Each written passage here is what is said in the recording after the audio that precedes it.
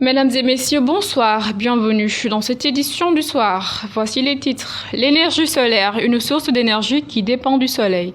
Elle permet de fabriquer de l'électricité à partir de panneaux photovoltaïques ou de centrales solaires thermiques grâce à la lumière du soleil, captée par des panneaux solaires. À Bignona, une entreprise se lance dans le solaire. L'informatique, une science de traitement automatique de l'information, est une matière très prisée. Les jeunes s'adonnent à la pratique de cette activité à Bignona. L'état de la route Bignona-Ziguinchor est très fustigé par les voyageurs. Ces dernières lancent un appel solennel aux chauffeurs de beaucoup veiller sur le code de la route. La page des sports mettra fin à cette édition, le développement dans une poignée de secondes. Casa Ecosolar est une entreprise qui évolue principalement dans les domaines tels que l'énergie solaire photovoltaïque, l'éco-construction, l'agroalimentaire et bioécologie. Avec plein de projets, l'entreprise Casa Ecosolar prône pour l'employabilité des jeunes, mais surtout permettre à la population de consommer l'énergie solaire. Cet institut encadre pas mal de jeunes dans le département. Écoutons Moussé Gaye, formateur à l'ISEP de Bignona. Voilà, donc Casa Ecosolar, c'est une jeune entreprise, une start-up qui évolue principalement dans 3 domaines. On peut citer l'énergie solaire photovoltaïque, on peut parler de l'éco-construction et aussi l'agroalimentaire bioécologique. Voilà, on a plein de projets pour les jeunes, parce que raison pour laquelle nous avons fondé cette société en associant le maximum de jeunes, particulièrement des jeunes issus des instituts de formation professionnelle tels que l'ISEP de Bignona. Il y a une bonne dose, en tout cas il y a beaucoup de membres du projet qui sont issus de l'ISEP. Je les ai même enseignés en partie. Bon, d'autres sont issus des autres universités du Sénégal, que ce soit l'université de Bambey, l'université de Dakar, l'UVS. Et voilà, il y a plein de jeunes, certains sont des chômeurs aussi, qui sont des professionnels, mais qui peinent à trouver des emplois. Et donc nous avons voulu en tout cas unir nos forces, parce que c'est tous des porteurs de projets, en mettant en place ce GIE qui est Casa Ecosolar. Et vous avez pu le remarquer, on évolue dans beaucoup de domaines. C'est la raison pour laquelle nous avons une équipe pluridisciplinaire, avec certes des jeunes qu'on doit accompagner, mais aussi nous avons des personnes ressources qui ont parfois plus de 30 ans d'expérience, que ce soit en électricité, en bâtiment, en menuiserie, et qui ont leurs ateliers, qui avaient leurs activités. Et aujourd'hui, on s'est tous réunis autour de ce grand projet qui est Casa Ecosolar. On vient juste de démarrer, sachant que notre ambition, c'est de se déployer particulièrement en Casamance, mais aussi partout au Sénégal et dans la sous-région. Le spécialiste en énergie solaire, M. Tafsir Abdoulaye Gaye, est revenu sur le choix de l'énergie solaire et invite les jeunes à mieux entreprendre. Donc voilà, donc pour les jeunes, je les invite en tout cas à se mettre davantage dans l'entrepreneuriat, et notamment dans les métiers d'avenir, les métiers verts, que ce soit l'énergie solaire, que ce soit l'agroalimentaire, que ce soit l'agriculture. Donc c'est des métiers qui offrent beaucoup d'emplois, et particulièrement en Casamance où nous notons un taux de chômage très élevé, je crois que ce sont des secteurs qui peuvent régler le problème. Il y a la terre qui est fertile, tout ce qu'il faut c'est maîtriser l'eau. Et pour maîtriser l'eau, il faut maîtriser l'énergie. Donc raison pour laquelle tout est lié pour nous au fait. C'est pourquoi on a Casa Ecosolar et notre slogan c'est Good Food, Good Energy, Good Steel. Voilà, donc Good Food, on doit manger bio, manger naturel, avec des cultures bio, des engrais bio, issus de biogaz, du compostage, mais aussi du digestat, issu des biodigesteurs. Donc permet de fertiliser les sols, c'est des engrais naturels, et qu'avec le solaire aussi, on peut avoir de l'eau grâce à des pompes solaires au fil du soleil. Et aujourd'hui, c'est des applications très rentables. Okay? L'investissement de départ, c'est vrai, c'est un peu dur, c'est un peu cher, mais ça se rentabilise très rapidement. Et ça offre beaucoup de possibilités d'entrepreneuriat, de travail pour les jeunes, que ça soit également dans le domaine du traitement des déchets, qui peut offrir beaucoup d'emplois. L'informatique permet d'actualiser les bases de données et les informations électroniques d'une entreprise, d'une société ou d'un groupe. L'informatique est alors le support permettant aux entreprises modernes d'évoluer et de se développer librement. À Bignona, le promoteur de Bignona Numérique dispense des cours en informatique et permet aux jeunes du département de maîtriser les bases de l'ordinateur et d'avoir une culture numérique. Il est ici au micro de Awa Dabo. Voilà, par rapport à l'informatique avec la jeunesse, on se rend compte que c'est quelque chose qui regarde la jeunesse et sans pourtant le dire, les jeunes sont à fond dans l'informatique. Maintenant, avec nos formations, on se rend compte qu'il y a beaucoup de jeunes qui viennent s'inscrire ici. On donne aussi des cours à Sénégal Service.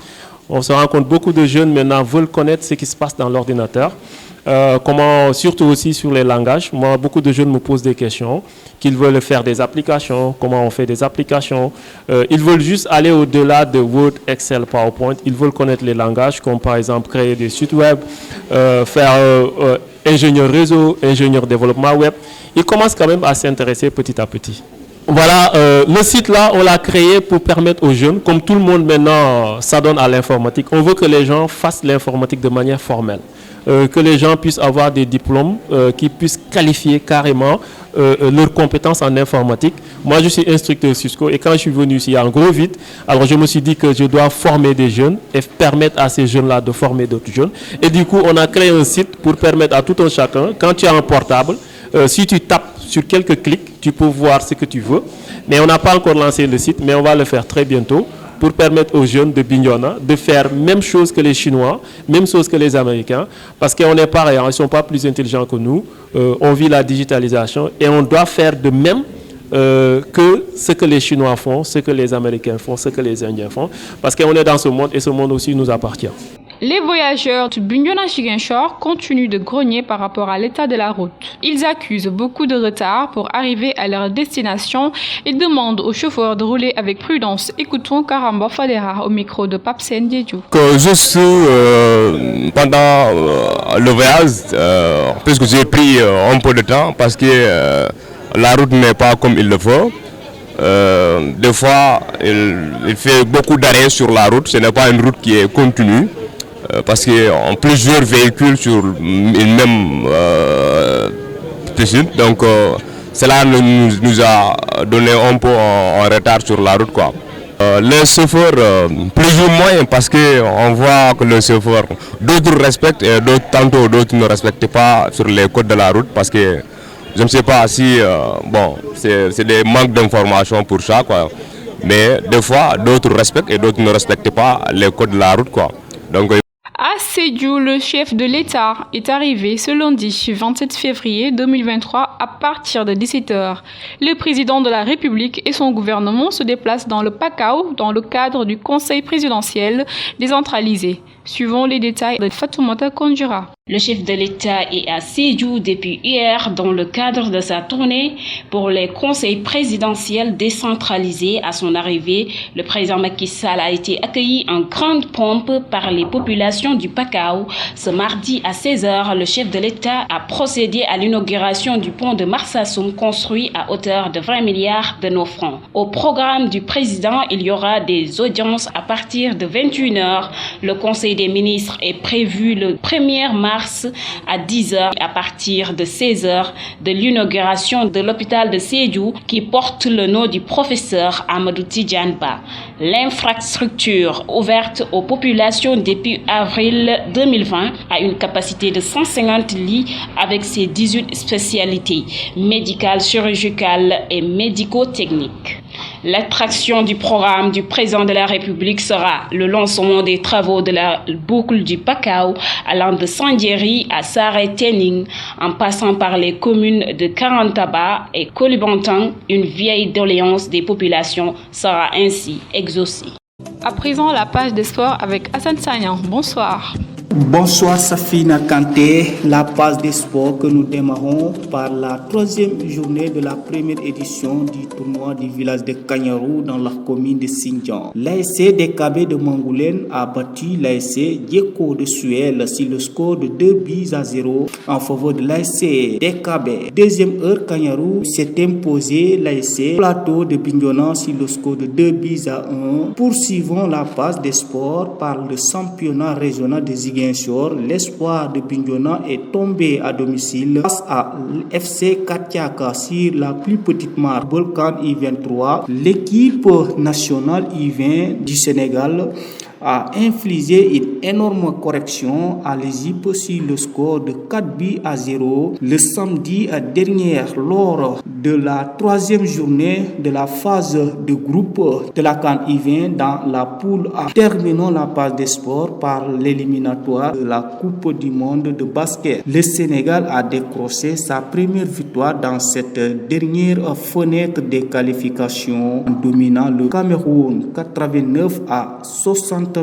sans se qualifier. C'est tout pour la page des sports. Merci Safina Kanté.